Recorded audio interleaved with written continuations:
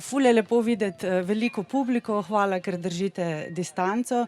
Zdaj pa bom takoj predala razkužen mikrofon. Z nami so danes Gregor Ulen, ki bo moderiral vse 4 debate. Danes začnemo, potem sledijo še 3. Renata Salecl in Jure Novak. Mogoče samo ena beseda o moderatorju, ker ne bo predstavil samega sebe. Grega je ravno nazaj v Sloveniji, je doktorski študent na Princetonu, študira svetovno književnost in mogoče je to moderiranje in vabilo naš mali plan, da bi vendarle ohranil vezo tudi z domovino in nekako ostal delovno in osebno povezan z nami.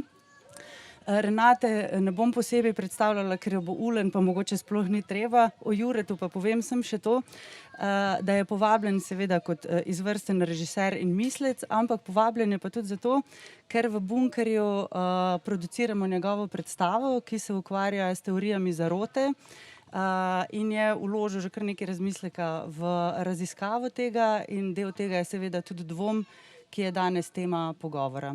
Vsi 4 pogovori bojo imeli debatni trikotnik in ta trikotnik bo umetnost, ker smo seveda umetniški festival, čase, ki jih živimo, torej korona in postkorona čase in pa eno temo, današnja je dvom. Hvala. Jaz bi pa še nekaj besed povedal o Juretu Novaku, ki je gledališki režiser, performer, pisec, prevajalec, glasbenik, aktivist. Doštudiral je filozofijo in sociologijo kulture na Filozofski fakulteti, zatem je dokončal tudi gledališko in radijsko režijo na AGRFT. Redno gostuje na mednarodnih gledaliških festivalih, tudi v Sloveniji. Pogosto postavlja družbeno-kritične predstave. Med letoma 2007 in 2010 je umetniško vodil gledališče Glej in sploh v zadnjem času se recimo aktivistično intervenira v slovenski umetniški in družbeni prostor. Pa kar.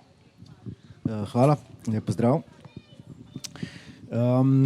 Jaz se že naprej opravičujem, da bom iz naslovne teme dvoma hitro odvil v pač temo teorije zarote, s katerimi se ukvarjam, ampak da tja še pridemo. Dvom je fajn. Jaz osebno se imam za skeptika. Se mi pa zdi, da sem kot tak produkt enega svojega časa, ene svoje generacije. Odraščal sem se prav v 90-ih, ko mislim, da so pač te ideali vednosti, znanja, znanosti, tehnologije še bili dost prisotni. In na ta način bi si upotrdil, da sem mi bila pač neka ta radovednost pa želja po razumevanju, kar oboje vključuje tudi dvom, nekako položene v zibko. Rad sem recimo bral zelo kvalitetno poljudoznanstveno literaturo, ki je takrat obstajala. In že takrat recimo se mi zdi, da je bila dosti jasno predstavljena pač ta razlika med enim in drugim, da sem razumel dosti zgodaj neko to razliko v vrednosti vira informacij, ampak glih takrat v 90-ih se je pa tudi začel hkrati s temi, bom rekel, ostanki ideala znanja, se je pa začel tudi odpirati ta množični trg enakopravnih idej. Tole mislim, da je bilo v vsaki drugi slovenski dnevni sobi. Na veliko smo se začeli lotevati raznih New Age-ov in podobnih stvari in seveda pač tudi v komercializacijo, bom rekel, alternativnih resnic se je šlo dosti hitro. A se vidi, okay, na skrenu, dobro. No, ampak nekako zaradi te kombinacije, bom rekel, avtoritete znanosti, ki se je v šolstvu še prevladovala, pa pač odločno sekularne vzgoje, sem postal kot sem rekel, nek ta skeptik v zadnjih tednih, ker sem se več pogovarjal o tej temi teorij zarote. Z ljudmi sem celo večkrat slišal, da sem v resnici čist preveč prepričan v ta svoj dvom in svojo skepso, ker človek nikoli ne ve, ne. Tako da je to moja izhodiščna pozicija, za njo se pravim že vnaprej opravičujem. Zdi se mi, da se je nekje vmes med tem časom teh idealov, o katerih sem prej govoril, lahko da je to samo nostalgičen pogled na mladost in da to ni bilo tako tipično samo za mojo generacijo, ampak tako občutek imam. Pa do danes se je nekaj zgodil. Ta neka, rečemo temu, pozitivna filozofska skepsa se je prelevila v izenačenje vseh vednosti, nekako je legitimno enako dvomiti o vsem. In en od simptomov, skozi katere se to pač kaže, so pač te teorije zarote, na katere sem bil pozoren že nekaj časa, ampak so se mi pač vedno zdele kot nek relativno oddaljen ameriški fenomen, recimo temu prvenstveno. Sem pa med korona časom jih začel opazovati čedalje bolj tudi pač pri nas. In zadnjih nekaj mesecev sem se malo bolj poglobil v slovensko zarotniško podtalje. Naredil sem si pač nek Facebook profil, Janko imam preblizu, ali ne, v redu. In bil sem močno presenečen, ne rečem zgrožen. Pač čas je tak, ne. Tole ste videli verjetno, to so jumboti po celi Sloveniji in so na nek način zdaj kronski vrhunec teh gibanj in stvari, ki se pač dogajajo na predvsem družabnih medijih, ampak kot bomo videli, ne samo na družabnih medijih. Za začetek vse imamo, se pravi, imamo pandemijo. Pandemija je teorija zarote, ki pravi, da je COVID, hkrati pravi, da je COVID načrtno narejen in izpuščen zato, da bi pobil velik del populacije, hkrati pa seveda, da ga tako rekoč ni oziroma da ne obstaja in da gre samo za zaroto, da bi nas vse si pokorili.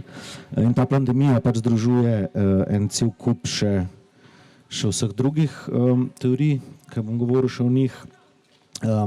Jasno je tudi, da popolnoma nič ne pomagajo te zdaj zadnje leto, recimo temu obupani poskusi družbenih medijev, da bi zavirali širjenje takih informacij, ker se v bistvu te teoretiki zarote hvalijo s tem, glejte, dosegel sem, mene so tudi cenzurirali, oziroma Facebook mi je vrgel čez ta napis, da stvar ni res. Imamo seveda proticepilsko gibanje, oni so bili vrsto let tudi meni vsej najbolj opazni in so še vedno zelo aktivni in zelo aktivno povezani spet s pandemijo, ne, se pravi, COVID je narejen za to, da nas bojo lahko vse cepili.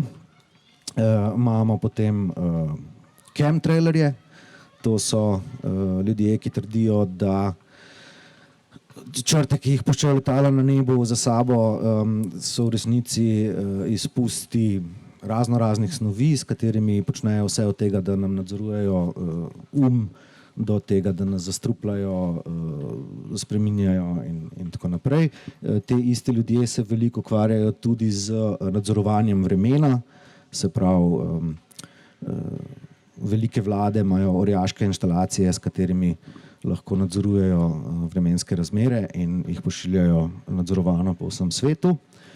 Imamo seveda 5G, ki je tudi del naslova tega projekta, ki ga razvijam za Bunker, ki se mu reče OMG 5G. Tudi oni so v zadnjem letu v bistvu ratali zelo zelo aktivni in so tudi povezani z onimi plakati, ki smo jih na začetku videli. Imamo pedofilske mreže, to je direkt uvozen iz Amerike, ampak se mirno aplicira na nas, kot Twitter, recimo tole je iz portala siol.net, se pravi, absolutno so teorije zarote tudi v mainstream medije, že prišle tudi na Slovenskem.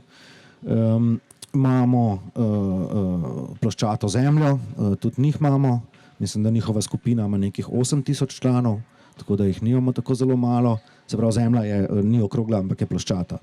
To je, vsi nam lažejo, fotke iz vesolja so ponarejene in tako naprej.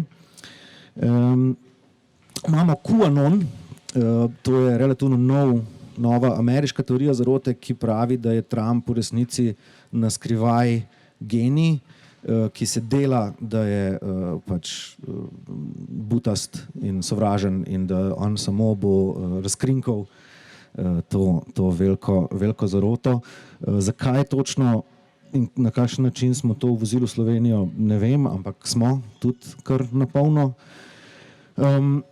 Ampak to so samo, kako bi rekel, najbolj jasne smeri, v kjer grejo pač te ljudje.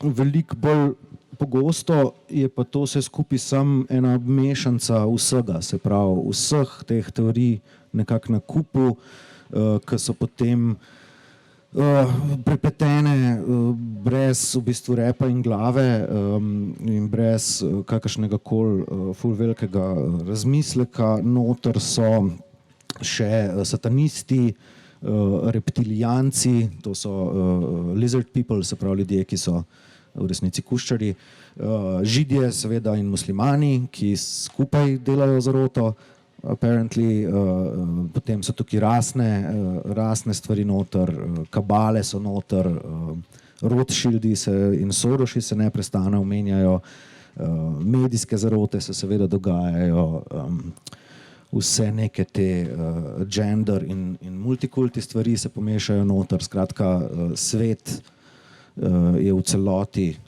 naperjen proti nam in pač te stvari grejo v resnici bi rekel, v zelo ekstremne in na nek način zelo nonsens, ampak nonsens nabran iz enih zelo ekstremnih pozicij. In tega je ful. To se pravi, jaz sem, ta moj lažen Facebook profil je član, ne vem, 5 skupin, pa lajkal sem 8 pageov, govorimo o stotinah objav na dan, ki jih objavljajo pač različni ljudje, manjše skupine imajo po 1000 članov, večje pa tam do 20 000 članov. Tudi če je veliko v bistvu pač fake profilov vmes, so to vseeno pač številke, ki so bile vse zame pač šokantne in presenetljive. Nekako sem ves čas mislil, da vseeno govorimo o pač nekem ameriškem tem white trash fenomenu in da to pri nas vseeno imamo pač to splošno izobrazbo, bla, bla, no, ne. Kaj je teorija zarote, približno vemo, se pravi, gre za teorijo, kjer ne samo, da ti je nekaj skrito ali pa da se pač nekaj dogaja stran od oči javnosti, ampak pomembno za njo je tudi to, da za tem stoji neka skrita spet moč, nek kolektiv, neki ljudje ali bitja, ki to moč imajo. Kar nekaj sem bral v zadnjih mesecih tudi pač te teorije, v zadnjih recimo 10 let se več znanstvenikov ukvarja z študijom teorij zarote. Neizpodbitno je dokazan, da povzročajo družbeno, politično, zdravstveno škodo, civilizacijsko tudi, če hoče, se pravi družbeno zaradi pač devalvacije, bom rekel, oziroma razvodenelosti resnice, politično zaradi tega, ker odvračajo v resnici velike množice ali od pomembnih tem ali pa od sploh udeležbe v političnem sistemu, ker je tako korumpiran in zarota in tako naprej. Bral sem študije, kjer pač jasno dokazujejo povezavo med objavami teoretikov zarote in izbruhi bolezni, ki jih predtem pač ni bilo zaradi predvsem proti cepilcev, se pravi imamo dokazano zdravstveno škodo, pa upam si trditi, da pač tudi civilizacijsko na nek način tudi zaradi tega nazadujemo, ker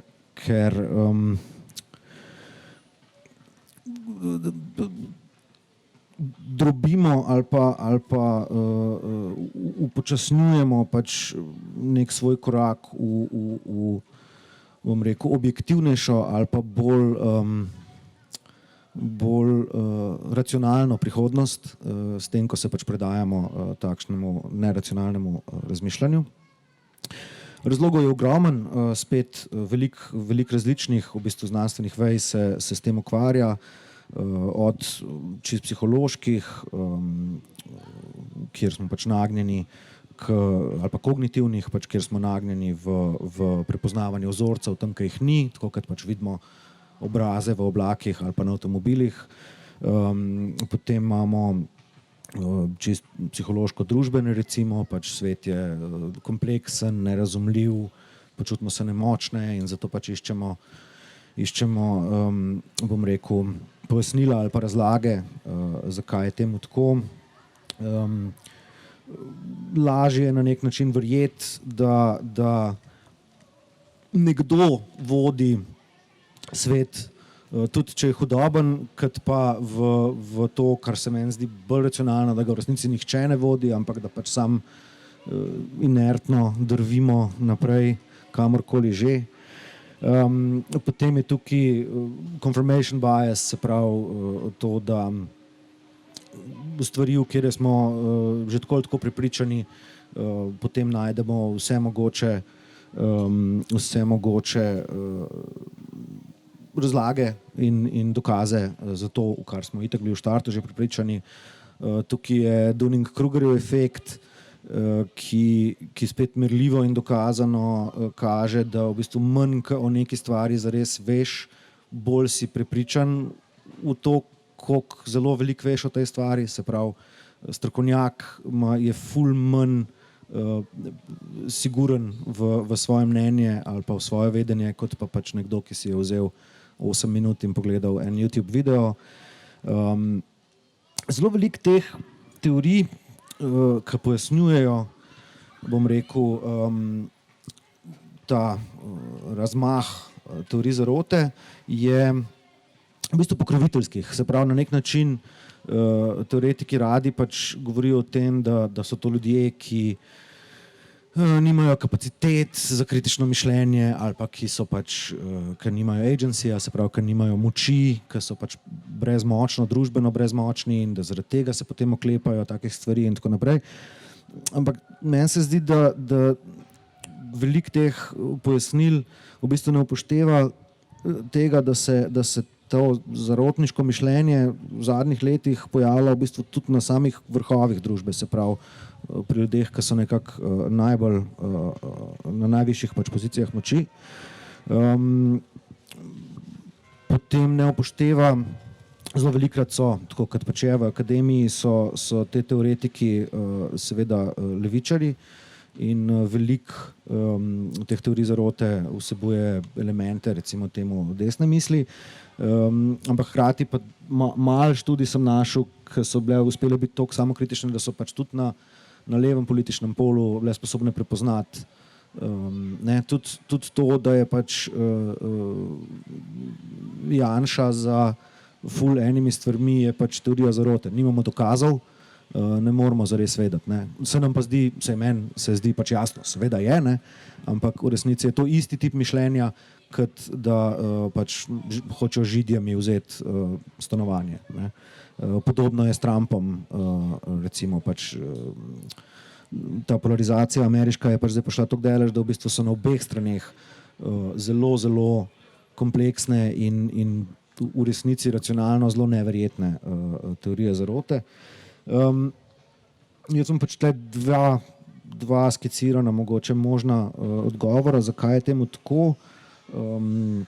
Eden je v bistvu bolj zanimiv in to je, da je v bistvu sam sistem, zdaj pa lahko rečemo kapitalizem ali pa pač sodobna družba, tako destruktivna, pa tako nenadzorovana, da je v resnici ta občutek nemoči mogoče zaslediti čist na vseh nivojih, se pravi, da tudi vladarji se počutijo nemočne, ker je sistem sam tako strukturiran in tako usmerjen, da ga pač ne morejo obvladovati. Lahko pa gre pač tudi samo za neko potrebo za zadovoljevati našo potrebo po nekem magičnem razmišljanju, po načinu, kako v bistvu z samim mišljenjem, z načinom razmišljanja vplivati na svet, kar je neka civilizacijska razvojna faza, pa razvojna faza v pač odraščanju tudi.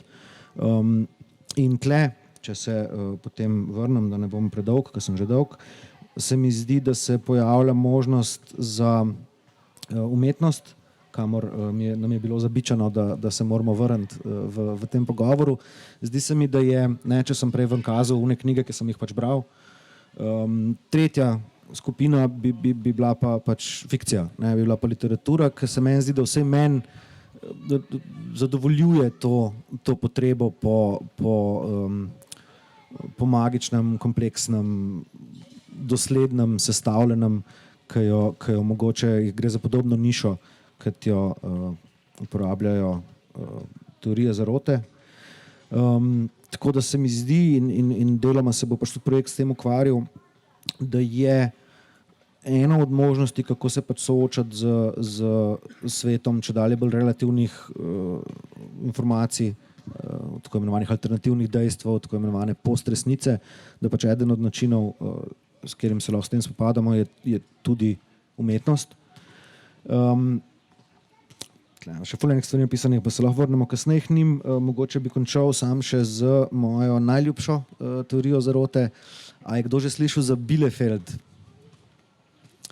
Vidite, ne obstaja. To je teoretično nemško mesto z milijonom prebivalcev, ki ga v resnici ni. Če gre se zdaj pogledati, ima svojo Wikipedijo in vse, ampak čisto zares pa Bielefeld ne obstaja. To. Hvala.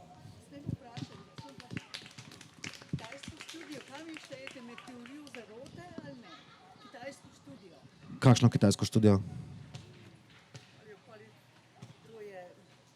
Napisali so jo znanstveniki, največja raziskava o prehrani na Kitajskem narejena, ki utemeljuje, da je vegetarijanska prehrana pač preprečuje nastanek teh bogatih bolezni, raka in tako. Mislim, bolj preberite, pa lahko potem. To bi mogel več vedeti,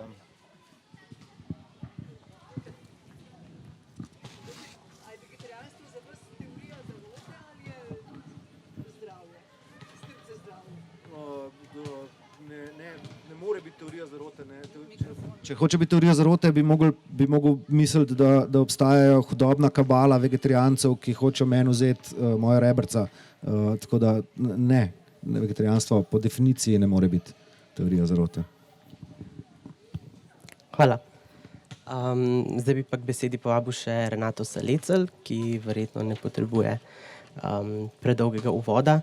Je raziskovalka, znanstvena svetnica na Inštitutu za kriminologijo pri Pravni fakulteti v Ljubljani, redna profesorica na Univerzi v Londonu ter gostujoča profesorica pri vrsti tujih institucij in od leta 2017 izredna članica Slovenske akademije znanosti in umetnosti. Ne bi zdaj mogoče našteval vrste njenih skoraj že kultnih knjig, bi pa omenil, da je ravno pred kratkim pri založbi Mladinska knjiga izšla njena knjižica Človek človeku virus, ki se tudi ukvarja z koronavirusom in družbenimi razmerami, s katerimi se soočamo v tem času.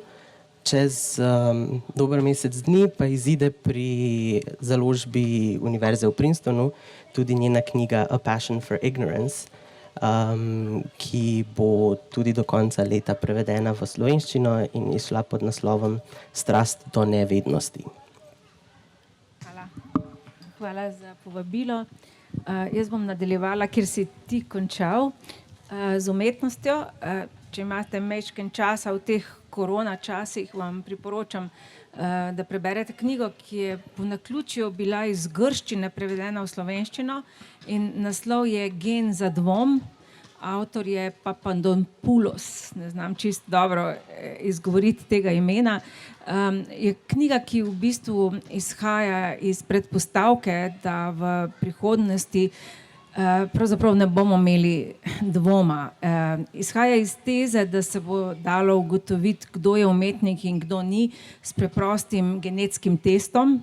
Kot si lahko predstavljate, ko se ta test dejansko pojavi, se družba popolnoma oblikuje. Tisti umetniki, ki naredijo ta test, postanejo super slavni, dobro prodajajo svoje knjige, imajo razstave.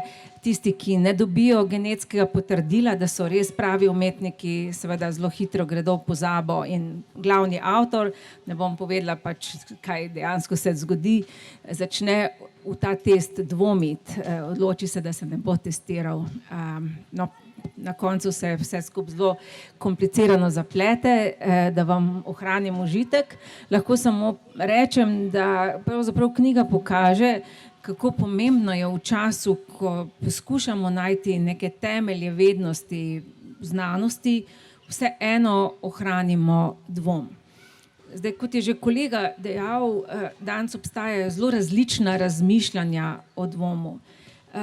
K njegovemu naboru razmišljam bi dodala psihoanalitično, ki izhaja iz tega, da obstajata dve zelo veliki razliki, kako posameznik pristopa k dvomu. Na eni točki imamo posameznike, ki mnogokrat trpijo zaradi nenehnega dvoma. V to skupino bi nas večina spadala. Freud in Lacan imenujeta to skupino, recimo skupino, ki imajo neko nevrotično strukturo. Zdaj ne smemo jemati to na pejorativen način, ampak samo kot struktura osebnosti, ki se zelo razlikuje od drugih dveh struktur, o katerih klasična psihoanaliza govori, in to sta psihotična struktura in struktura perverzije. Zdaj, v nasprotno z posameznikom, ki nenehno dvomi in zaradi tega tudi mnogokrat trpi, ko se recimo sprašujem, a sem dovolj dobra mati, a sem dobra partnerica, ali razmišljam na pravi način, lahko zaradi tega nenehnega dvoma padem v neko paralizo, ko se zelo težko o čemarkoli odločam. V nasprotju z to skupino bi bila skupina ljudi, ki jim manjka dvom. In mnogokrat gre tukaj za ljudi z neko psihotično strukturo, ni nujno, da imajo posamezniki vidno psihozo, lahko da nikakor na zunaj ne kažejo delirija ali pa niso padli še v neko popolnoma razvito psihozo, nimajo pa dvoma. Ali pa če imajo dvom, se v bistvu ta dvom v bistvu kaže na nek zelo fiksen način, z nekim prepričanjem odzadaj. Zdaj, kaj to pomeni, recimo, da posameznik nima dvoma? Zdaj, v takšnih bolj razvitih oblikah psihoze bo posameznik absolutno prepričan v to, da ga nekdo nadzoruje, da sliši glasove ali kaj podobnega. V manj razviti psihozi pa bo pač posameznik preprosto imel neka, recimo, prepričanja, neka stališča, ki jih ne bo prej spraševal.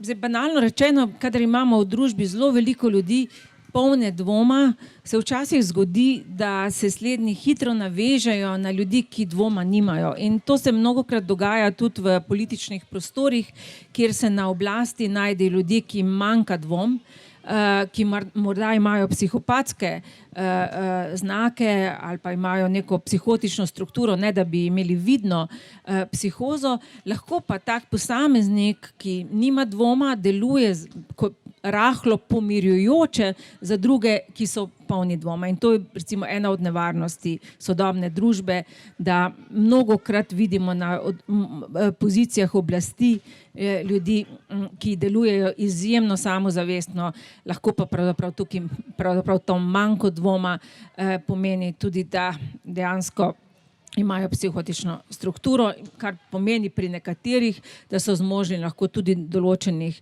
manipulacij ali krutosti, kjer tudi o teh svojih obnašanjih ne dvomijo. Zdaj, naslednji problem z dvomom danes pa je, da nas ideologija poznega kapitalizma, neoliberalistična ideologija, že nekaj časa interpelira kot posameznike, ki se moramo spoznati na vse. Jaz imenujem to ikeizacija družbe, tako kot se moramo vsi obnašati, kot da znamo sestavljati Ikea pohištvo, ali pa v bistvu moramo se spoznati pravzaprav na vse, svoje lastne zdravje, moramo imeti v bistvu neka znanja, kako kupovati karte na internetu in vse to, kar pravzaprav nenehno sami počnemo. Ta ideologija ikeizacije družbe je pripeljala do tega, da v bistvu je posameznik nenehno interpeliran kot tisti, ki mora preizpraševati znanja, ki smo jih včasih delegirali komu drugemu, ali pa nase prevzeti nalogo opravljanja določenih del ali znanj. Od zdravja do nekih recimo bolj banalnih stvari, kot je sestavljanje pohištva in podobno. Zdaj, ta ikeizacija družbe je v bistvu prinesla do tega, da mi tudi ne moremo zlahka pokazati svoje neznanje. Dokler obstaja neka možnost priti do znanja na internetu, se za vsakega od nas predpostavlja, da se do tega znanja lahko prikoplje. Zato je v bistvu vsak posameznik danes potencialni strokovnjak za celo vrsto področij. Ta interpelacija je, jaz mislim, da pripomogla k temu, da pravzaprav imamo neko eskalacijo dvoma. Eskalacijo dvoma na eni strani v strokovnjake, če sem pravzaprav jaz lahko zelo hitro strokovnjak za nekaj, potem jaz zelo hitro dvomim v nekoga, ki naj bi bil uraden strokovnjak. To je ena stvar, ki je zelo ključna. Druga stvar je, da se v tem času, ko se do znanja, do neke vednosti ali pa vsaj do neke vednosti zelo hitro, potencialno hitro dokopati, je tudi skoraj da nemogoče priznati, da nekaj ne vemo. In neka oblika sramu se zelo hitro pojavi pri nas, če se na nekaj ne spoznamo ali pa če nekaj nismo zmožni sami urediti. Jaz mislim, da je ta interpelacija pomagala oblikovati neko novo pasivnost. Mi smo v svojih privatnih življenjih izjemno aktivni, nenehno delamo na vseh področjih, ampak istočasno postajamo vse bolj pasivni. V sodobni družbi prihaja do neke splošne apatije, še posebej, ko gre za vprašanja oblasti, za vprašanja političnega odločanja, politične participacije. Če se majčkeno zdaj ozremo na našo korona krizo, vidimo, da je ta apatija in hkrati močen dvom, vprašanje, v koga sploh verjeti, komu sploh zaupati, v bistvu neka ključna postavka oblikovanja novih oblik avtoritarizma, ki jih lahko vidimo v Sloveniji, pa tudi v širšem področju, predvsem vzhodne Evrope, pa ne samo vzhodne Evrope in tudi ne samo Evrope. Zdaj, če so stari avtoritarci držali ljudi v pokornosti z nasiljem, z odkrito cenzuro, novi avtoritarci tega ne rabijo več početi. Tudi cenzure se ne bojo lotevali na tak vsesplošen način. Za njih je dosti ključna cenzura oziroma nadzorovanje nekaj glavnih vzvodov, kjer se oblikujejo mnenja, recimo javne televizije, radije ali recimo tiskovne agencije, kot vidimo, to prihaja sedaj k nam.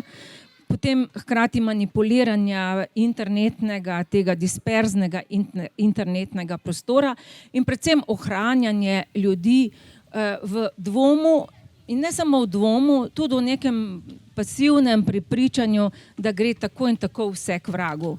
Oziroma, da so vsi enaki, da vsi kradejo, da nima smisla početi nič drugega, kot pa se ukvarjati pravzaprav svojim lastnim zasebnim življenjem. Zdaj, če se vprašamo, kako je ta korona kriza v bistvu koristila tem novim avtoritarcem ali pa novo nastajajočim se avtoritarcem, lahko vidimo, da prihaja do precej paradoksnih situacij. V nekaterih situacijah se novi avtoritarci v bistvu poslužujejo znanstvenega mnenja ali pa v bistvu se konzultirajo z strokovnjaki, ki naj bi nekaj vedeli o tem virusu ali pa vsaj priznavajo recimo meje svoje vednosti. V drugih situacijah lahko imamo v bistvu avtoritarce, ki se pravzaprav požvižgajo na strokovna mnenja. Tako da danes vidimo, da v bistvu znanstvena skupnost, a se z njo strinjamo ali ne, ne vpliva tako zelo močno, ali se v neki družbi oblikuje avtoritarna linija vladanja ali ne. Recimo, če pogledamo v našo sosedstvo, v Italiji Salvini nasprotuje nošenju mask, se dela norca iz virusa, jemlje idejo, da pač nam država recimo vsiljuje karanteno ali pa maske kot omejevanje posameznikove svobode. Cel kup gibanj tudi v Združenih državah ima zelo podobno idejo. Recimo drugje, lahko rečemo tudi pri nas, nimamo te iste ideologije, kar pa ne pomeni, da niso vrata na široko odprta novim oblikam avtoritarizma. Zdaj, če se pogledamo, kako avtoritarci v bistvu morajo danes manipulirati ali pa se delati, da ne manipulirajo, pa vseeno prevzeti nadzor nad glavnimi točkami informacij. Vidimo, da je dejansko tukaj ključna nacionalna radiotelevizija. Mečken sem te tedne, ko sem razmišljala o tej želji po nadzorih nad medijih, analizirala te trende, ugotavljala v različnih političnih situacijah, da do tega prihaja zato, ker čeprav imamo danes vso možnost priti do znanja, sami se lahko dokopljemo recimo do informacij na internetu, ko je pravzaprav vsak lahko strokovnjak za vse, obstaja na internetu neke vrste kakofonija glasov. Kar pomeni, da v bistvu imajo vsi glasovi, ki prihajajo iz različnih smeri, zelo hitro podobno težo. Nek strokovnjak, ki je desetletja študiral določeno snov, lahko ima s svojim stališčem zelo podobno težo kot nek influencer, ki ima tisoče, 100.000 sledilcev. Ob tem imamo seveda vso moč manipulacije od družbenih medijev do botov in Cambridge Analytica in podobnih podjetij, ki znajo zelo močno vplivati na naša čustva. Skratka, v tej kakofoniji glasov, ki dejansko sproža ta dvom, o katerem smo prej slišali, to, da nikomur več ne verjamemo, se lahko dominantna ideologija, ki jo nekdo poskuša propagirati, zelo hitro nekako izgubi. Zato nekdo, ki si želi vladati čim dlje, prevzeti čim več vzvodov oblasti, ne more računati samo na ta prostor. Ključno je vzpostaviti neko sporočilo, kratko, čim krajše sporočilo oziroma par sporočil, nekih ideoloških sporočil, kot jih vidimo v Britaniji je bilo Get Brexit Done, v Ameriki Make America Great Again in podobno, ali pa imigranti so krivi za vse, preko dominantnih medijev, ki še vedno so za približno 3/4 prebivalstva ključen vir informacij. Zdaj, ko mi poskušamo prevzeti nadzor nad recimo tem dominantnim medijem, običajno so to radio, televizije, to poskušamo zaradi 4 pomembnih vzvodov oblasti, ki so ključni za to, da se neka elita, recimo neka politična smer ohranja na oblasti.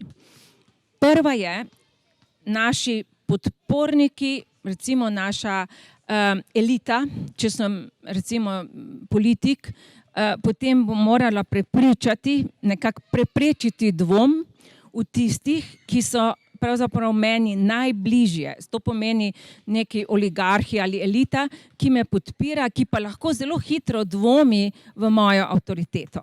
Skratka, če prevzamem vzgode medijev, je to prvo zato, da prepričam tiste okrog mene, da sem še na oblasti. Namreč to je zelo pomembno, da dvom ni v teh krogih, močnih krogih ekonomske recimo elite, pa tudi določene politične. Druga je opozicija. Jaz pravzaprav moram prepričati opozicijo, da sem še vedno zelo močno na oblasti in na vse načine preprečiti, da je lahko njihov glas enako šteje recimo v dominantnih medijih. Naslednjo je seveda splošno prebivalstvo in to prebivalstvo, kot sem dejala, navadno 3/4 od njih dobiva informacije iz glavnih medijev.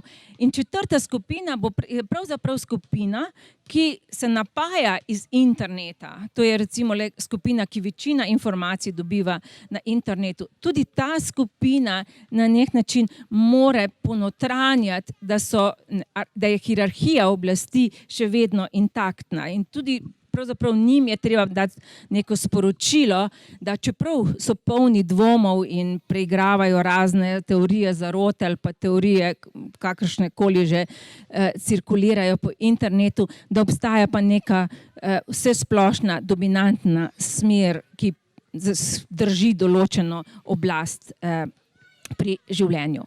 Skratka, moja teza je, da v današnjih časih, čeprav obstaja ogromno dvoma, kdo ima kaj prav in kdo nima, vseeno gre za nek poskus cementiranja oblasti s pomočjo te recimo nadzora nad ključnimi vzvodi, preko katerih se ideologija pravzaprav oblikuje in podaja splošnemu prebivalstvu.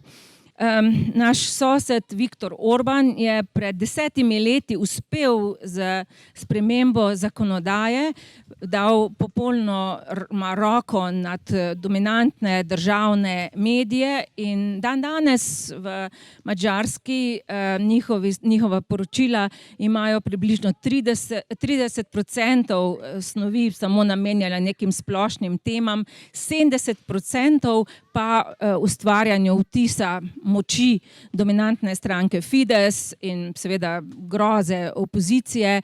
Približno 70-80% se pojavljajo samo oblastni politiki v medijih in podobno. In s tem seveda oblikujejo neko strukturo, kjer je pravzaprav dvom do oblasti skoraj da nemogoče javno izreči. V bistvu zaključila bi s tem, da v času pandemije dejansko smo na nekem razcepu, v katero smer se bo oblikovala družba prihodnosti. Moj pogled je trenutno bolj pesimističen kot ne, ampak vseeno bi zaključila na rahlo optimističen način. Prvi estonski predsednik Lennart Meri je nekoč dejal, da je v njihovi državi vse drek, vse je šit. Je rekel, ampak v bistvu je ta šit, ta drek, je v bistvu gnojilo prihodnosti. No, ko je Meri končal z svojo oblastjo, je dal še en lep napotek svojim naslednikov. Dejal je, predajam vam eno najbolj dolgočasnih držav. V tej državi se nič kaj posebnega ne dogaja. Jaz mislim, da si mnogi od nas želimo danes živeti v eni tako dolgočasni državi, kjer pa bi vsaj nekaj stvari funkcioniralo. Hvala.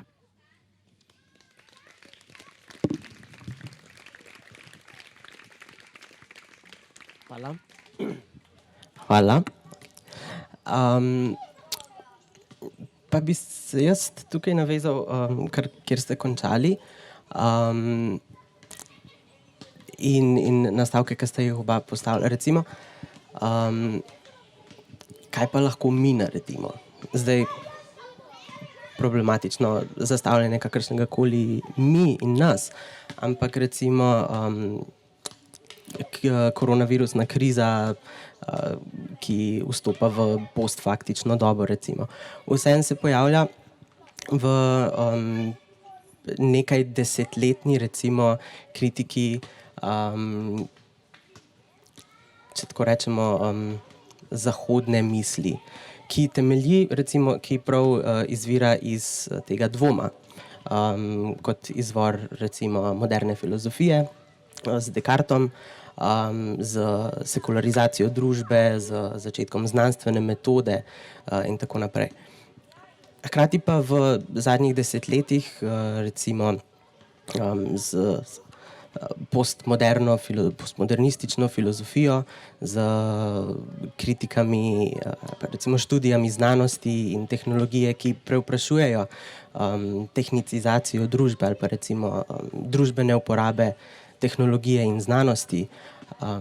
Po drugi strani pa tudi zunanje kritike, recimo določenih staroselskih ali pa afriških alternativnih epistemiologij, recimo, ki prej sprašujejo to avtoriteto znanosti v družbi, a ne pravzaprav konstrukcijo znanstvenih dejstev in tako naprej. In potem se mi zdi, recimo, da je zdaj te teorije zarote in na drugi strani avtoritarizmi, s katerimi se srečujemo, so ugrabili te legitimne kritike nekakšne tradicije filozofske misli. In kaj lahko naredimo, da se ne postavimo samo na to defenzivno pozicijo, da rečemo, aha, zdaj pa vseeno moramo absolutno pa mislim, seveda moramo zaupati znanosti, ampak recimo vseeno določene uporabe znanosti, recimo tudi konec koncev, kot ste omenili, v genetiki, v evgeniki, kot na tak način.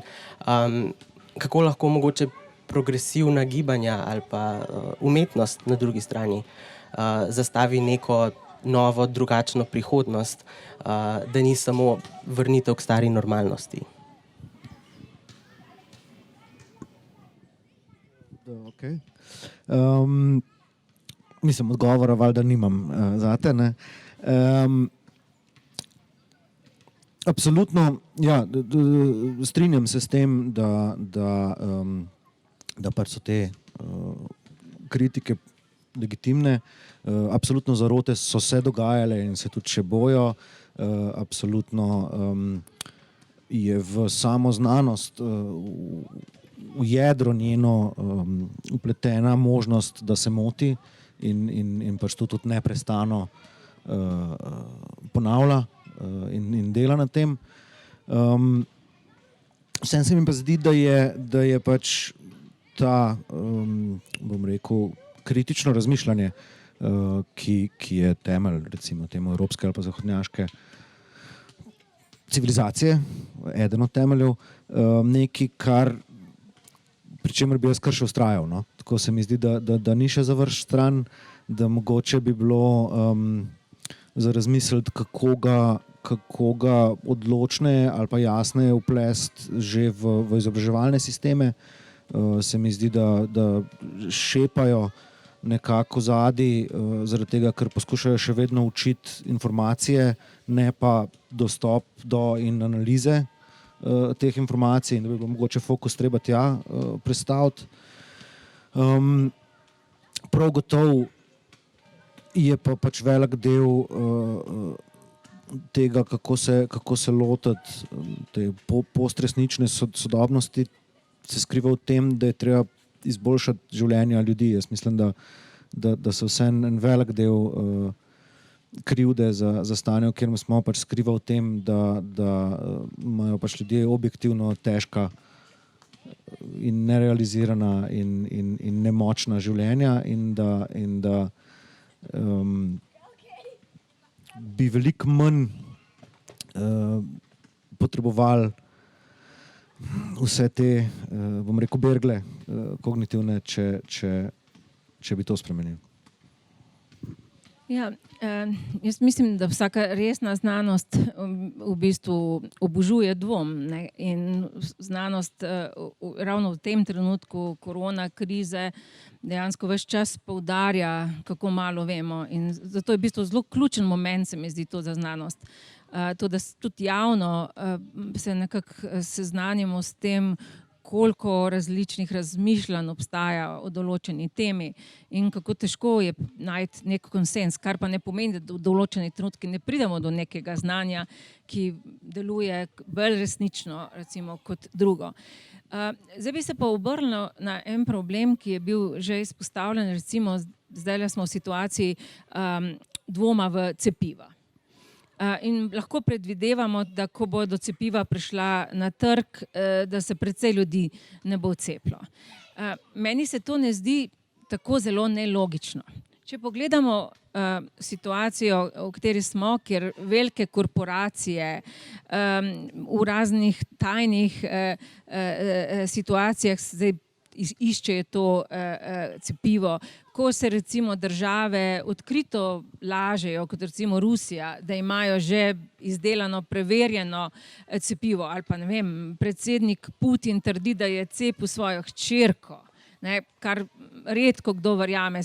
Tisti, ki pa verjamejo, se pa morda vprašajo, zakaj pa ni sebe cepil, ne, zakaj žrtvovati žensko, ne, in še hčerko. Tako da v bistvu tukaj se mi zdi zelo legitimno razmišljanje ljudi, ne, kakšno cepivo bo dejansko na voljo. Kar seveda ne pomeni, da jaz podpiram idejo proti cepivcem, ne se cepiti. Sama srčno upam, da bo čim bolj preverjeno cepivo na voljo celemu svetu, ne samo majhni skupini privilegiranih držav. Tudi to smo videli, kako so se države teple vnaprej kupiti cepivo.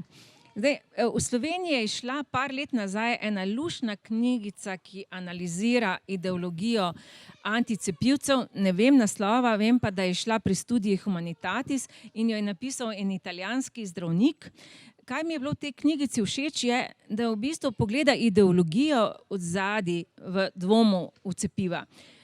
Njegova študija pokaže, da vsaj v Italiji večina ljudi, ki nasprotuje cepivom, ni iz krogov, za katere predpostavljamo, da nimajo informacij, recimo, da so slabše izobraženi ali pa da nimajo dostopa do informacij. Nasprotno, večina ljudi, ki nasprotuje cepivom, prihajajo iz srednjega razreda ali pa višjega srednjega razreda in so polni informacij. Zdaj, ti ljudje na eni strani delujejo malo v tej smeri, kar sem imenovala ikeizacija družbe, da se čutijo, da morajo vse stvari sami nenehno preiskovati, se sami dokopati recimo do nekega medicinskega znanja. Drugi imajo zelo močno odgovornost za zdravje svoje lastno in za zdravje svojih otrok. Recimo ravno ti ljudje se bojo zelo trudili čim bolj zdravo hrano kuhati, telovaditi. Skratka, imajo nek ideal zdravega življenja in tukaj se jim recimo ideal zdravega življenja poklaplja s tem, da naj se bi naravno recimo borili proti virusom. Potem neka skupina ljudi pa je dejansko, ki čuti v bistvu nek popoln strah pred to, kar smo prej slišali, so neke teorije, recimo teorije zarote. Tako da skupina ljudi, ki nasprotuje cepljenju, je izrazito heterogena, ne manjka zdravja, ima pa neko nezaupanje mnogi med njimi tudi v recimo neke ustaljene kroge oblasti in še posebej nezaupanje v farmacevtsko industrijo, ki spet ni nekaj tako zelo presunljivega, če vemo, kako zelo farmacevtska industrija manipulira z javnostjo ali pa kako zelo se bori za profite.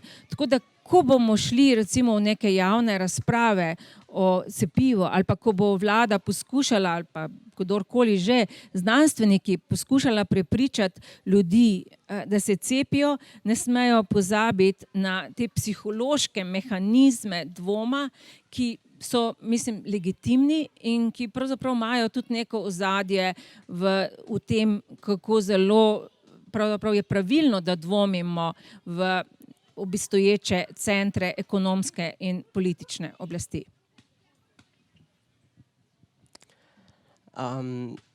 Ja, tukaj, kot govorite, se mi zdi recimo, ko smo bili res v samih rosnih začetkih te koronske krize na začetku, mislim, da je bilo veliko optimizma, da tik preden je nastopila ta totalna eksistencialna groza nad zaprtostjo. Vseeno mogoče nekakšen optimizem, da pa bo ta kriza na veliko globlji in vseobsegajoč način razkrila druge krize v družbi. In da morda nas čaka neka nova normalnost, ki ne bo nenormalna, ki bo recimo po spletnih medijih, po Facebooku so krožili mimi, da je to začetek konca neoliberalnega kapitalizma in tako naprej. In tudi recimo v prvih razpravah o cepivu so se pojavljale razprave, recimo, kaj pa če bi cepivo izdelovali v globalni koordinaciji z nekakšen open source, da ne bi spet šli takoj v to profitizacijo znanosti, farmacije in tako naprej. Zdaj pa se mi zdi, da smo spet bolj na okopih, tukaj kot drugod, samo nekakšna akcija, reakcija, protesti na vsakodnevne ekscese politike in drugih segmentov družbe. Imate kakšne misli o tem, kaj bi lahko, na kakšen način bi lahko uporabili dvom ali pa na drugi strani zaupanje, medsebojno skrb, druge recimo drugačne logike socialnih stikov in druženja, ki so se ustvarili v tem času. Transparentnost je ziher kul, no. Absolutno je eden od načinov, kako bi lahko dosegli pač to, ne. Dejstvo je, da vsaka korporacija po svoji definiciji in po zakonski obveznosti, ki je naložena, skrbi samo za lasten profit. Vse ostalo je pač popolnoma sekundarno. Že desetletja pred to krizo se je pač govorilo o tem, da bi bilo pač treba nekatere sektorje vrniti nazaj kot javno dobro, se pravi v neko drugačne oblike organizacije, in pač zdravstvo je prav gotovo med njimi. In jaz pač mislim, da bojim se, no, da ta kriza žal ne bo šla v to smer, ne. Danes oziroma včeraj so že začeli specifično recimo z naše vlade napovedovati, so dali ven prve cifre, koliko grozen in koliko smo na novo zadolženi. Vemo, ker je to pač popolnoma ista vlada in popolnoma ista situacija, kot je bila pri ekonomski. Točno vemo, kakšen je pač scenarij zdaj od tukaj naprej sledi, kako bomo pač dobili nov ZUJF in vse ostalo, kako bomo še več stvari privatizirali in kako bomo pač še več javnih pipic zaprli. In zdi se mi, da bi bilo treba pač mobilizirati to neko splošno, recimo, nezadovoljstvo nad vsemi temi posamičnimi, kako se rekel, ukrepi ali pa pač vsem ostalim, v neke zelo jasne cilje, ki bi se lahko zoperstavili politični in ekonomski eliti, katere cilji so ravno tako pa zelo jasni in zelo enoznačni, čeprav jih seveda ne priznavajo javno. Ja, jaz tudi upam, da se bo počasi oblikoval nek političen prostor, da se bo več ljudi sami recimo postavili kot možni recimo kandidati v prihodnosti, da ne bo prišlo spet do nekega tega momenta, ko neka karizmatična osebnost pri nas oblikuje stranko in potem išče po vaseh, kdo bi bili njeni člani ali pa ljudje na kandidatnih listah. Recimo vsaj politično mislim, da morda se bo iz protestov oblikovala neka skupina ljudi, počasi, najbrž ne hitro, ki bojo dovolj artikulirani, ki bojo imeli tudi artikulirana stališča glede, kaj zahtevati, katere spremembe, katere politične spremembe zahtevati v prihodnosti. Bojim se zaradi tega, ker mnogo ljudi ima izjemno prekarne oblike zaposlitve, da neka organiziran upor delavstva, recimo, pa tudi sindikatov, na to najbrž ni računati v bližnji prihodnosti, čeprav mislim, da bi bilo to zelo pomembno. Če vidimo zdajšnje upore, recimo v Belorusiji, vidimo, kako pomembno je, da se istočasno poleg političnih uporov na ulici dogaja tudi splošni štrajk. Tako da neke možnosti jaz vidim političnih uporov recimo naprej, ampak zelo pomembno bo artikulirati recimo cilje, kar pa zelo pogrešam, recimo je neko večjo akcijo glede klimatskih sprememb. Tukaj mislim, da smo tudi v Sloveniji še zelo na začetku, nimamo niti ene stranke, ki se s tem posebej ukvarja. Tle je ta optimizem korona krize bil, da se bomo spomnili na ekologijo, pa mislim, da smo to potisnili precej ob stran. Kar sem pa že prej dejala, dejansko so vrata na stežaj odprta novim avtoritarnim režimom, ki res dobro izkoriščajo to korona krizo za zastraševanje ljudi, za hkrati prevzemanje oblasti, nadzora nad inštitucijami in neko pasifikacijo ljudi. Hvala. Mogoče bi pa jaz dal še besedo komurkoli iz publike, ki lahko dobi ta dezinficiran mikrofon.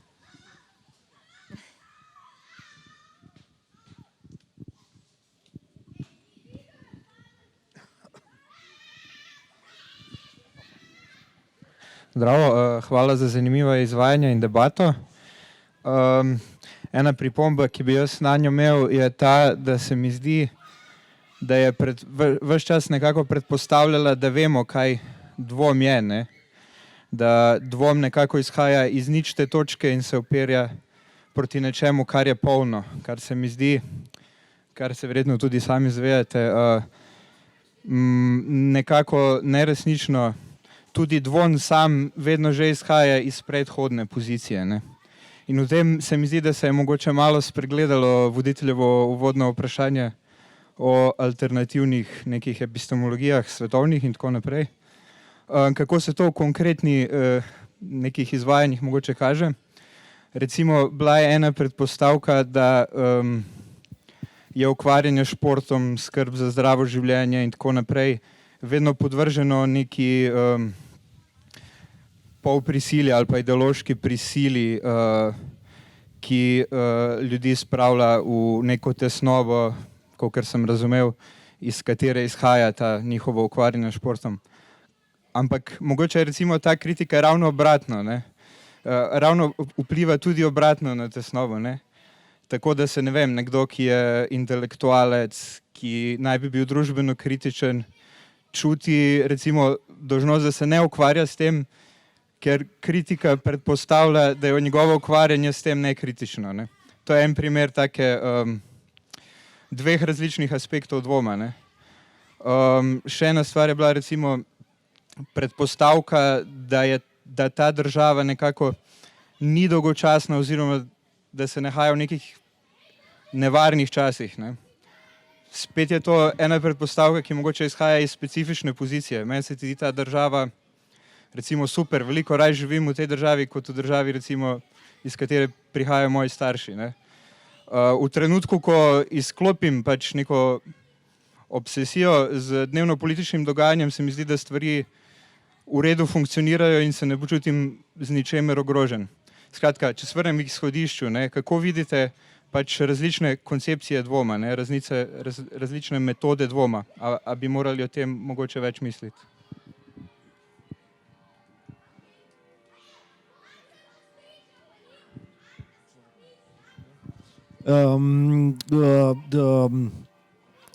Ful globoko debato o pač definiciji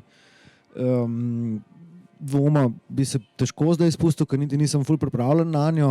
Prav gotovo smo, vsaj jaz sem pač izhajal iz tega kartezijanskega, ki je pač nekako najbolj obče analitično jasno fiksiran, ampak velik del tega, o čemer se pa pogovarjamo, je pa tudi ta tako zvana kmečka pamet, ne, slovenska, ki vsebuje en velik del tega dvoma, ne, v smislu, česar ne štekam, je že zakompliciran in pač to nekaj čuden, nekaj sumljiv. Ne. Je pa jasno, da vedno izhajamo pač iz že loaded terminov in že napolnjenih vsebin in seveda lastnih predpostavk. Jaz sem omenil vmes, da se mi je zdelo, v bistvu sem najdel relativno malo člankov, ki so na enak način prespraševali svoje lastne pozicije, kar se tiče tega magičnega mišljenja, oziroma koliko hitro so pripravljeni verjeti v zlo namero drugega, ne, nasprotnega. In absolutno sem tudi jaz tega kriv. Absolutno veliko lažje verjamem, kako si Janša mane brke in vrti palce, ko dela veliki komplot, kako bo pač mene osebno zasužnil, kot pa bi verjel to za nekoga drugega.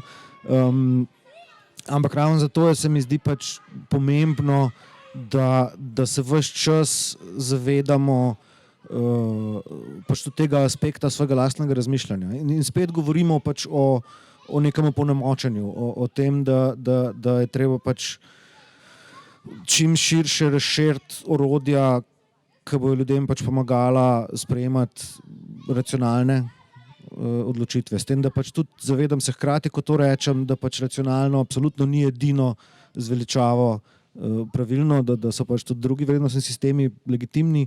Meni osebno je ta pač najbližji. Ja, z gospodom smo se narobe razumeli glede športa.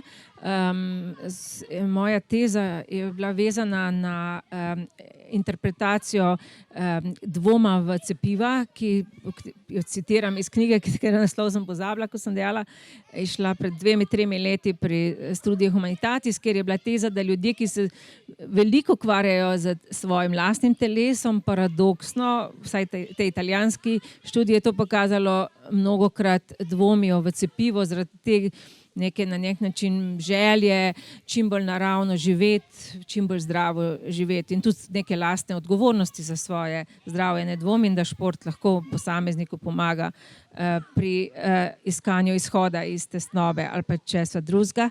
Me pa zmotilo vaše zaključno izvajanje, ko ste rekli, da v Sloveniji lahko dobro živim, če se od vsega odklopim. Mislim, da je pa to ravno problem. Ta ideja, če se vsega odklopim, če ne gledam poročil, če ne sledim, kaj se okrog mene zgodi, potem sem lahko fajn. Bojim se, da je tukaj nevarnost te apatije ali pa zapiranja v privatnost, ki omogoča recimo ljudem na oblasti, da bojo še kar dolgo ostali.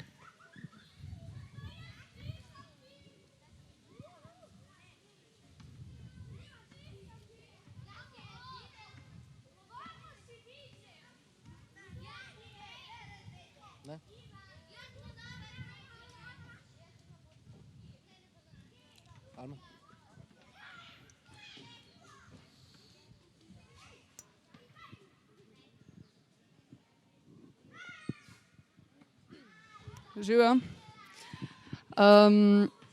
Eno vprašanje se mi je porajalo zdaj v tej debati o dvomu.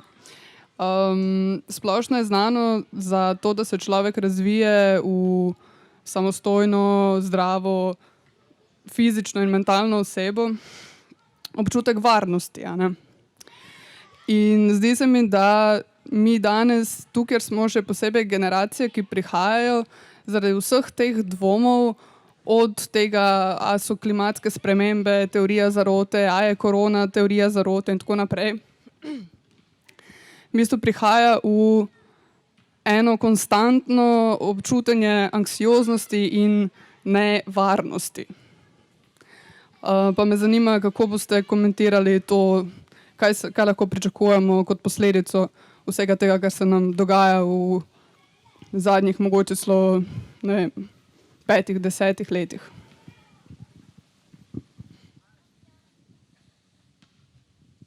Ja, Jaz se strinjam z vami, tukaj ste v bistvu pač šli na začetku vašega vprašanja recimo v smer teh psiholoških teorij navezanosti, ne, kjer pač pokaže, da otrok pravzaprav na nek način, če se čuti varnega, če lahko zaupa, da bojo starši prisotni ali pa da odidejo, pa ve, da bojo prišli nazaj, lahko razvije recimo neko navezanost, ki je na nek svoj način povezana z dvomom, ker na nek paradoksni način v tem času, ko otrok odrašča, so trenutki, ko mora nekako zaupati, da je nekdo okrog njega, ki zanj skrbi, ne? Da ni nenehno recimo v dvomu, ali bojo starši se vrnili, poskrbeli ali ne.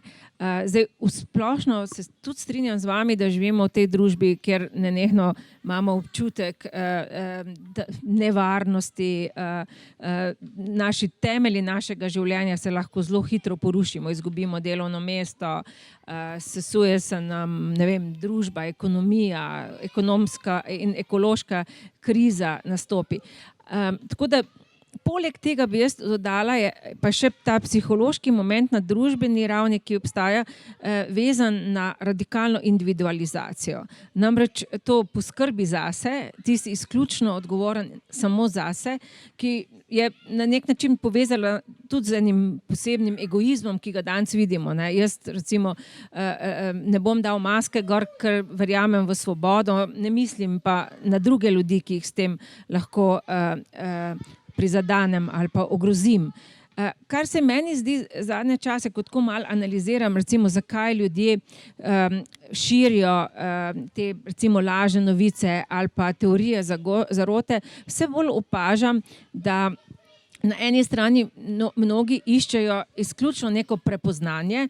Namreč začudilo me, ko sem brala eno študijo o tem, da ljudje, ki širijo teorije zarote, mnogokrat vanje sploh ne verjamejo, ali pa lažne novice, tudi lažne novice ljudje z veseljem širijo, ne da bi vanje resnično verjeli, najdejo pa nek občutek, da so nekoga ranili in hkrati občutek, da so slišani, da so dobili neko prepoznanje.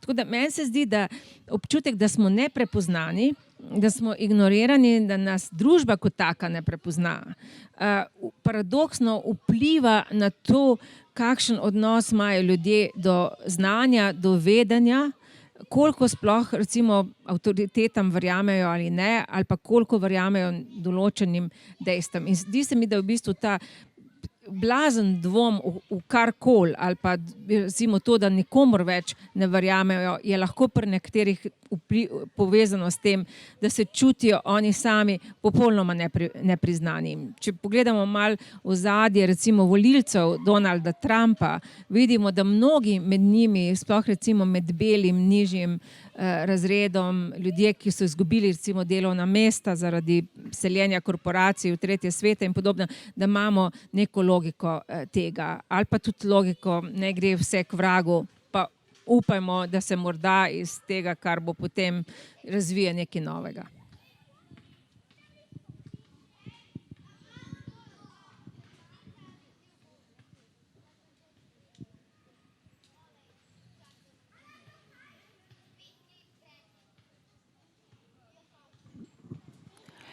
Jaz imam pa vprašanje za gospoda na moji desni, katerega ime sem žal pozabila, je pa doktorand Jure? Ne, Jure, ne. Grega, pozdravljeni. Govorili ste, da očitno ne radi berete in tudi vem, da je za mnoge ljudi v teh norih časih, tudi zame, branje en tak eskapizem, od vedno večjega porasta anksioznosti, pa me zanima, v katerih knjigah morda ali pa časovnih obdobjih, ki ste jih preučevali, ste našli morda kakšne vzporednice s časom, v katerem smo, ampak predvsem skozi prizmo posameznikov, ki so skozi literaturo, ki so jo pisali, poskušali najti neko svojo notranjo normalo, da se jim kratko malo ne zmeša, kot se dogaja mnogim izmed nas tudi, no.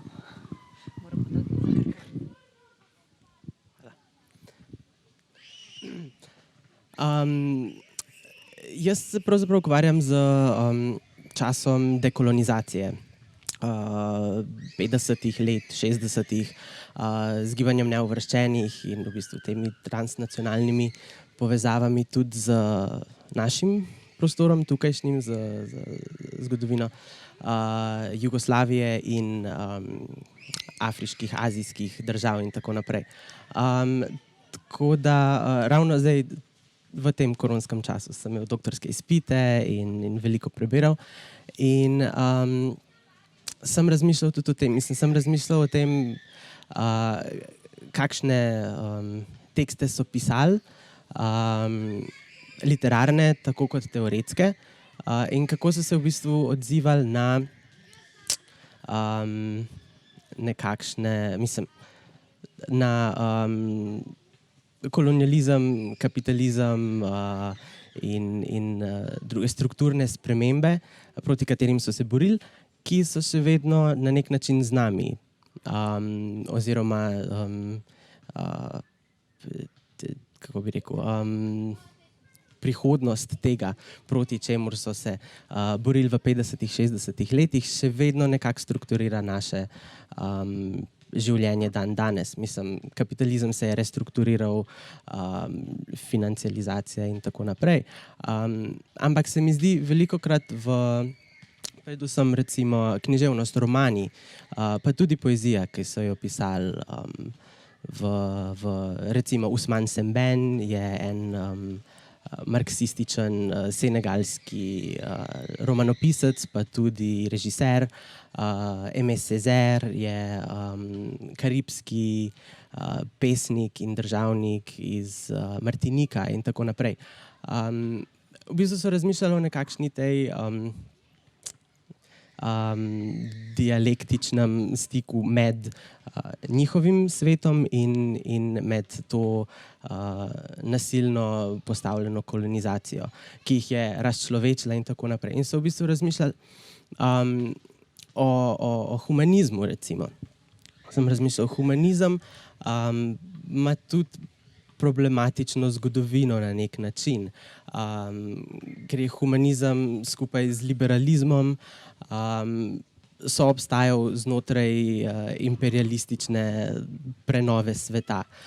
Lahko so filozofi, teoretiki, ki so zagovarjali recimo humanizem in svobodo, enakost vseh, so hkrati bili sužnjelastniki in so v bistvu sodelovali v tej taksonomiji človeških ras oziroma in tako naprej. Tako da meni recimo iz tega obdobja je veliko književnosti, ki ni veliko prevedena tudi v slovenščino, pa ki je tudi malo izpadla iz kanona nekakšne svetovne književnosti, ki v bistvu potuje, teksti lažje potujejo, če se lažje identificiramo z njimi. Ampak mislim, da je ogromno ljudi že 50-70 let nazaj razmišljali o kritiki recimo kartezijanskega subjekta kot tega dualizma med duhom in telesom. So v bistvu veliko razmišljali o utelešenem znanju, o takih rečeh in v bistvu pomenu skupnosti, o tem sem razmišljal. Ker recimo sploh v koloniziranem svetu je ta figura hibridnega subjekta, nekoga, ki zapusti svojo vas oziroma ki pač zapusti svoje lokalno okolje in odide v zahodni recimo temu svet in se izobrazi in je potem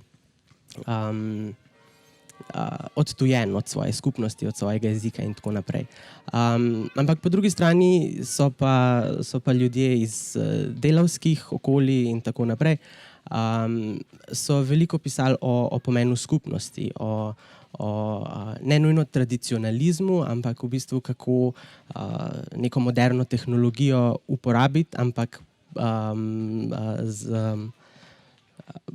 predelati za drugačno namembnost in pravzaprav preoblikovati svet skozi dekolonizacijo, ki ne bi bila zgolj, zdaj pa mi dobimo svojo novo državo in smo enakovredni igralci na nekem mednarodnem političnem parketu, ampak pravzaprav razmišljamo o pomenu svobode, o pomenu prihodnosti, ki bi bila drugačna ta, katero poznamo, ali pa katero recimo vidimo v družbah kolonizatorjev.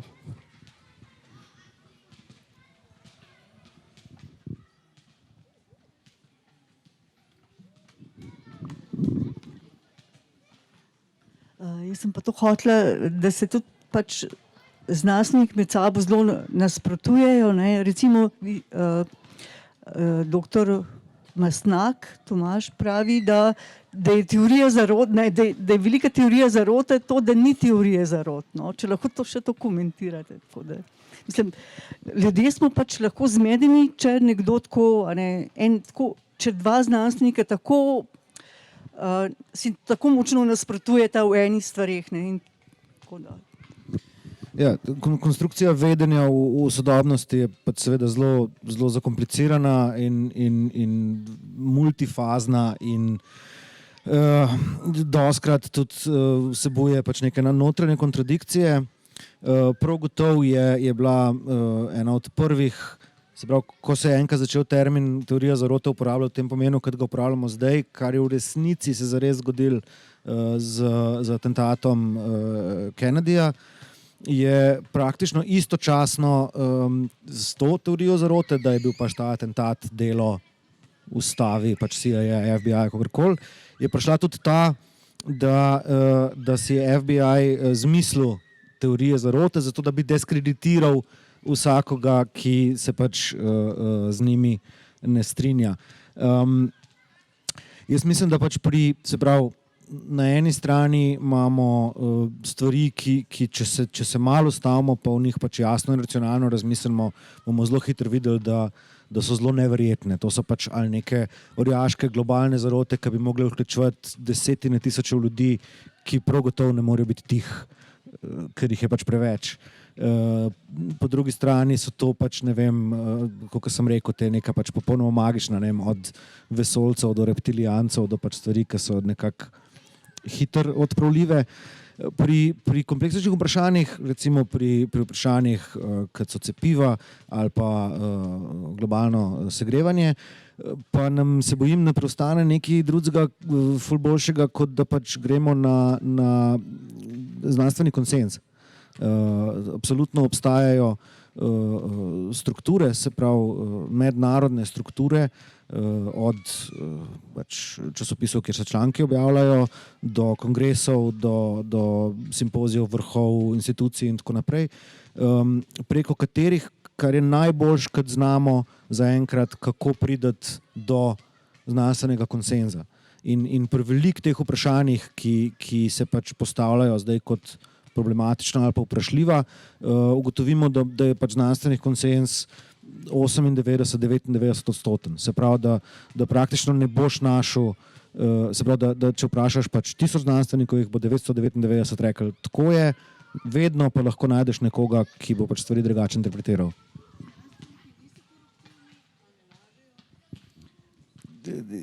Absolutno so ljudje, zato pa pravim, najboljše orodje, ki ga pač imamo do zdaj, je, da jih pač vprašamo dovolj veliko število, da lahko izločimo možnost, da so vsi koruptivni in da vsi lažejo.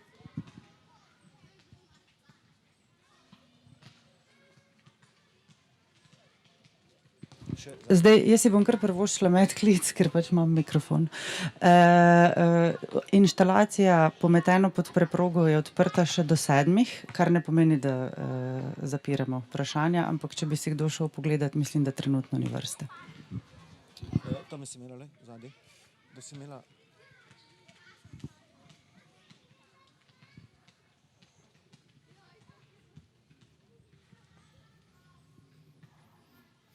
Ja, jaz bi si tudi želela, da bi lahko s teorijami zarote nekako na ta način odpravili, ampak se bojim, da je stvar malo bolj kompleksna. No?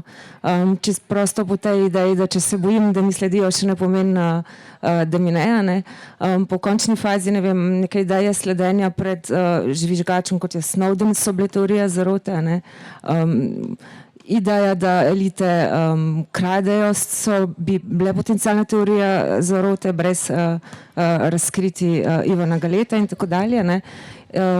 Tako da se mi zdi, da če jih odpravimo samo na stvar nekih psihoz ali pa postfaktične družbe, da je to prehiter. Ne? V končni fazi nam tudi vrsta psihoz govori nekaj o stanju družbe. Ne? Če poslušamo, ne vem, lahko tudi kakšnega mimoidočega, ki je psihotičen, pa si nekaj mrmora v brado, ne bomo slišali, da navadno govori reči, ki so, ne vem, milijoni so pokradili in tako dalje, ne? Ki so po svoje resnične. Ne? Kaj s tem pravzaprav narediti? S tem ostankom, ki ga ne moramo odpraviti, sledimo večini znanstvenikov in tako dalje. Ne? Mislim, zato sem tudi štartal pač za tem, da je pač dvom zdrav in dober in koristen in potreben. Ponavljam, kot sem že prej rekel, pač zarote so že bile, še bojo in absolutno so. So pa pač strukturne razlike v načinu razmišljanja. Lahko bi šli bolj v definicijo, ampak pač te teoretike zarote, o katerih sem jaz govoril in ki sem kazal pač primere, ne vem, tukaj so pa za definicijo tipično, se pravi, kljub zelo močnim dokazom ne bojo spremenili svojega mnenja. Zelo velikrat, tako kot sem omenil, recimo za ta kitajski virus, ki je hkrati biološko orožje uničenja in ga ni, in tu pri istem človeku so te notranje kontradikcije so pa zelo pogoste. Se pravi, absolutno moramo dvomiti v vsako pozicijo moči. To je naša civilizacijska dolžnost. Ampak ne pa na magičen način. Se pravi, to moramo početi z kritičnim prepraševanjem, to moramo početi z analizo, to moramo početi z pridobivanjem dokazov, to moramo početi s podpiranjem poklicev v družbi, ki to počnejo. Kot je kolegica rekla, pač zato je izredno pomembno pač neodvisno in samostojno novinarstvo in tako naprej. Prav gotovo pa na ta način strokovno, recimo temu spet, tega ne more se lotiti čist vsak državljan sam, ker pač enostavno nima resursov, znanja in kontaktov za to. Tako da jaz mislim, da to dvoje medsebojno ni izključujoče. Da to pač absolutno moramo početi in da isti način razmišljanja, ki ga rabimo, da to počnemo, je tudi ta, ki nas bo teoretično osvobodil teh neracionalnih dvomov. Ja, zelo pomembno je, da znanost v bistvu predstavlja svoje dognanja javnosti, da ima čim več možnosti komunicirati z javnostjo in da v bistvu prek te komunikacije se vidi, kako pomemben je dvom znotraj samega znanstvenega diskurza. Kar pogrešamo recimo pri teorijah zarote je prav dvom. Če imamo neko teorijo, pa je to teorija zarote ali pa samo teorija, neka razlaga nekega fenomena, pa v njej je neka absolutna prepričanost, to je pa brez dvoma tako, potem smo pravzaprav na drugem terenu, kot na terenu znanosti.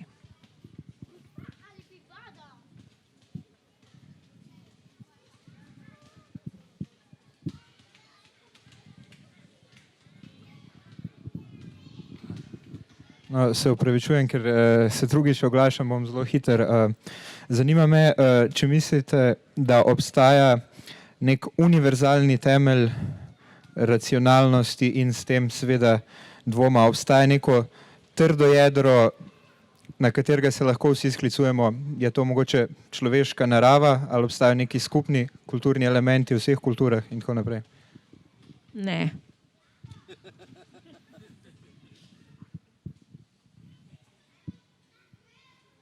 Kar ostal pri Renati.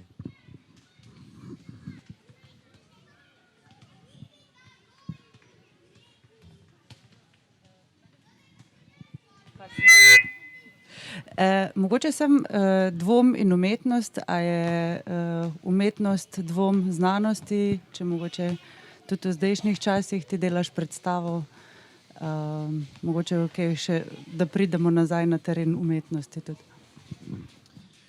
Mislim, jaz pač, kot sem že v uvodu pač rekel, se mi zdi, da je da je umetnost, ali pa če sem malo zožam, da je fikcija en teren, ki žgečka ene zelo podobne dlakce, kot jih žgečka pač ta bi rekel, radovedni dvom ali pa poskočni dvom, ne? In da tle se mi zdi, da pač se odpirajo ene možnosti, kako nagovarjati ene te anksioznosti, ena ta vprašanja, ene te težave, ki jih imamo, tudi na druge načine, ker več kot očitno samo z prezentacijo golih, recimo znanstvenih dejstev, tega ne bomo dosegli. Tako da imamo pač še ta neka orodja, ki naslavljajo neke mogoče manj racionalne aspekte naših življenj. Ja, jaz zelo rada delam z umetniki, bolj kot nek zunanji sodelavec ali pa debater, zato ker opazujem potem druge tesnobe, ki jih imajo umetniki proti nam, ki smo v akademskem svetu. Seveda se ti vedno zdijo tvoje tesnobe bolj grozne kot druge, ampak v bistvu videti druge mehanizme dvoma in druge boje je zame na nek čuden način sproščujoče. To mi je v bistvu pravzaprav en velik užitek in zelo veliko mi daje pri mojem lastnem delu, kadar recimo sodelujem z umetniki, od gledališčnikov do plesalcev. No, tisti, ki imate zdaj čas, lahko greste tudi že naprej. Mislim, da je zadnja vaja, ali kaj Mateja Bučar v projektnem prostoru Dum, ki bo, mislim, da tudi jutri tle z njo mnogokrat sodelujem, da preizprašujem njeno pa svojo tesnobo. Ja, tisti, ki nimate v festivalskem programu kart za jutri, ko je predstava na sporedu, je še danes. Zdaj v bistvu še? Mogoče bi pa jaz samo še zaključno misel, no, da v bistvu se strinjam z obema, da umetnost na drugačen način vseeno proizvaja nekakšno vednost, ampak hkrati, da hkrati proizvaja spet skupnost, a ne, da vsako leto na Mladih levih se zberemo ljudje, ki smo vseeno prisiljeni naseljevati isti prostor, letos na varnostni razdalji, ampak vseeno, da se mi to zdi zelo pomemben aspekt dela, ki ga opravlja umetnost, kultura, da se združujemo telesno in krešemo misli. Tako da hvala. Hvala.